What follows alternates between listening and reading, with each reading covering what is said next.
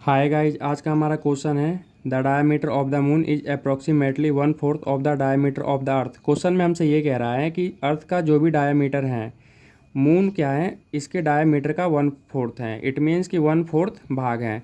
Find the ratio of their surface area. इन दोनों के सरफेस एरिया का क्या निकालना है, रेशो निकालना है। तो चलिए आइए देखते हैं इस क्वेश्चन को कैसे करेंगे।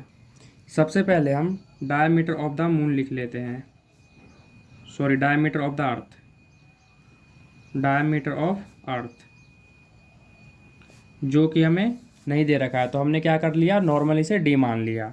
इसका रेडियस निकालेंगे, इसको हम बड़ा आर मान लेते हैं, रेडियस ऑफ अर्थ, ब्रैकेट में लिख देता हूँ, बड़ा आर मान रहे हैं इसे हम, ठीक है।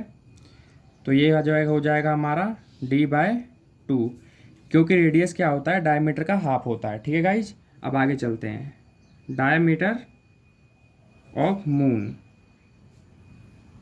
इसका डायमीटर ऑफ मून क्या होगा, जैसा ही क्वेश्चन ने बताया था कि इसका क्या होगा, 1/4 पार्ट। तो मैं क्या लिख देता हूँ, d/4, डायमीटर का 1/4 पार्ट हो गया ये, ठीक है गाइज। आगे चलते हैं, ये कैसे आया, सपोज मान लीजिए d है, ठीक है, इसका 1/4 पार्ट, इसका मतलब है कि 1/4 से क्या करेंगे, मल्टीप्लाई करेंगे, तो ये हमारा आ गया d/4।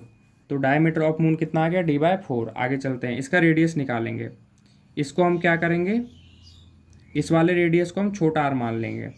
तो आप सभी जानते हैं कि डायमीटर का हाफ होता है रेडियस, तो हाफ के लिए क्या करेंगे, 2 से क्या कर देंगे, डिवाइड कर देंगे। क्यों, क्योंकि सपोज मान लीजिए हमारे पास d/2 है और हाफ से हमें क्या करना होता है, हाफ से इसे हाफ यहाँ इसलिए लिखा है, 2 से हमें तो डिवाइड करना होता है, जिसके ऊपर कुछ नहीं होता, 1 होता है, ठीक है गाइस। इसलिए मैंने यहाँ पे ऐसे लिख दिया, d1 जा d, 4 2 जा कितना आ जाएगा, 8।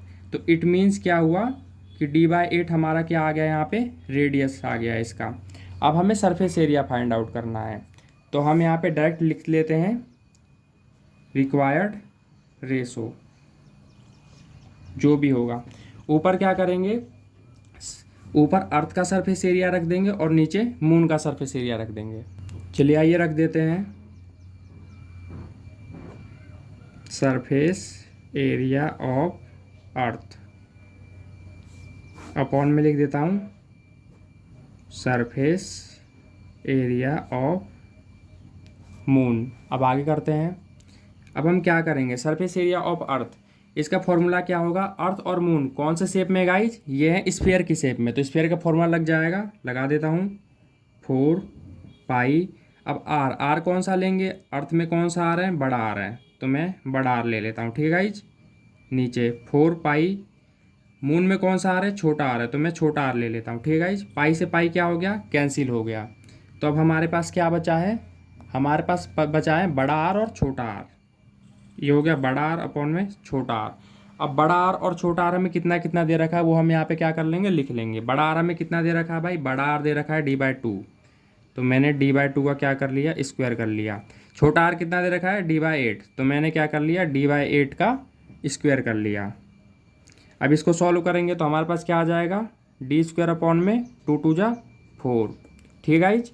अब यहाँ पे करेंगे तो क्या आ जाएगा, d का स्क्वायर अपॉन में 8 8 जा 64। अब आप देख सकते हैं कि इस ऊपर नीचे हैं और ये सेम प्लेसेस पे है, तो ये क्या हो जाएगा, इससे कैंसिल हो जाएगा। हमारे पास क्या बचा, 4/64।